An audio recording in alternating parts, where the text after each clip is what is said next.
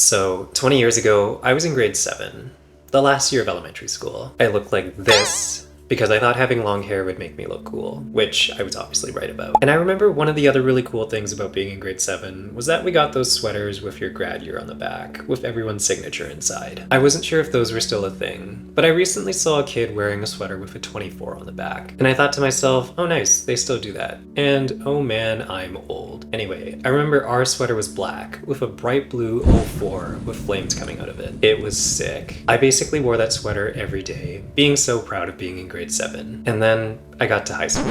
And at that point, I quickly found out that it wasn't cool to be wearing your elementary school grad sweater anymore. Why would you want to be associated with being in grade 7 when you were now in high school? It was time to grow up. And I went through this exact same thinking process as I went through other stages of life. I proudly wore my high school branded clothing up until I got to university because I no longer wanted to be seen as a high schooler at that point. I proudly wore my university hoodies up until I graduated because at that point I no longer wanted to be seen as a student. And it's funny how quickly all that changed. When you're actively part of something in a certain life stage, it feels awesome to represent it. It's a point of pride to be associated with it, especially to other people who are at the same stage of life that you are. It's a status symbol to those people and everyone else who hasn't reached that stage yet. I go to this school. I'm part of this club or this organization. I'm doing well in this stage of life. But as soon as you move past that particular stage of life, it no longer seems as cool to be associated with it, especially if you've moved up or moved forward to the next stage of life. At that point, you want to be viewed as being in that next stage. You want to be seen where you are, not where you were. You don't want to be perceived as being behind where you actually are. You want to be active and present in the new stage of life that you're in. And it's not just about the clothes you wear or the way you're perceived. It's about the mindset you hold and the way that you act, how you approach and solve the problems that you face. Your mentality. Each new stage of life tends to be much more difficult than the one before it. There are completely different challenges and new types of problems to solve. If you don't adopt the right mentality for the current stage of life that you're in, you may not be perceived very well, and you may not do very well. Think about it. You wouldn't want to have a high school mentality in university. Your university professors aren't going to give you the same special treatment that your high school teachers did. They have classes of 300 people to worry about, not 30. If you go in there with a high school mentality, you'll learn quickly that you need to adapt.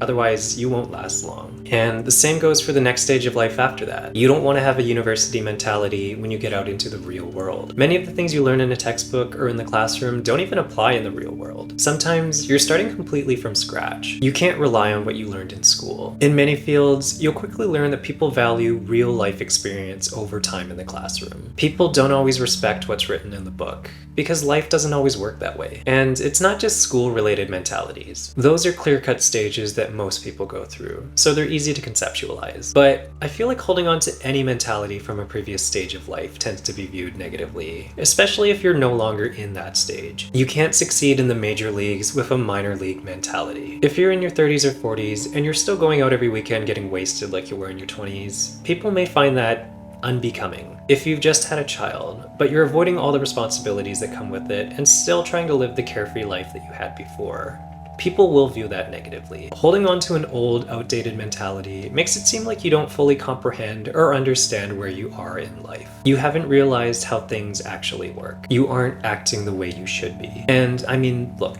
you do have to start somewhere. If you've just started a new stage of life, you obviously don't know what a proper mindset would be yet, nor have you had time to develop it. So, of course, your mentality is going to be based on the stage that you just came from. And that's fine. Usually that's where you learn that your old mindset won't serve you well in this new stage, and that you need to adapt. And I think that's the most important thing. Adapting. Not letting yourself get stuck in an outdated mentality from the past. And I get that it can be hard to shift sometimes, especially if the previous stage of life was fun, or comfortable, or happy, or easy. Easier than the new stage of life that you currently find yourself in. Or if that mentality was all you had known for a while. But you're in a new stage of life now.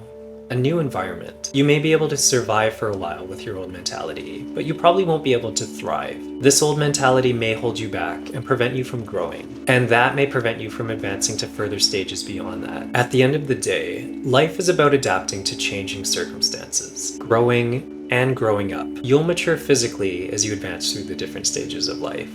that will happen automatically. But it's important that you mature mentally as you go through the different stages of life as well. And that isn't something that happens automatically. Maturing mentally and adopting new mentalities can take a lot of work and effort, but it's so important for growth and forward progression through life. And I'm not saying never do anything from previous stages of life. It's okay to visit those times. There's a special sort of happiness that comes from reliving experiences that brought you joy in the past. Do the things that make you happy. Just be mindful of the stage of life that you're in, and be careful not to hold on to a mentality that no longer serves you well. Anyway, that's it for today. If this resonated with you or you found this insightful, your thumbs up is appreciated. Don't forget to subscribe for more videos on personal development and self-improvement. And let me know in the comments about a mentality shift that you've had to go through. Thanks for watching, and I'll see you in the next one.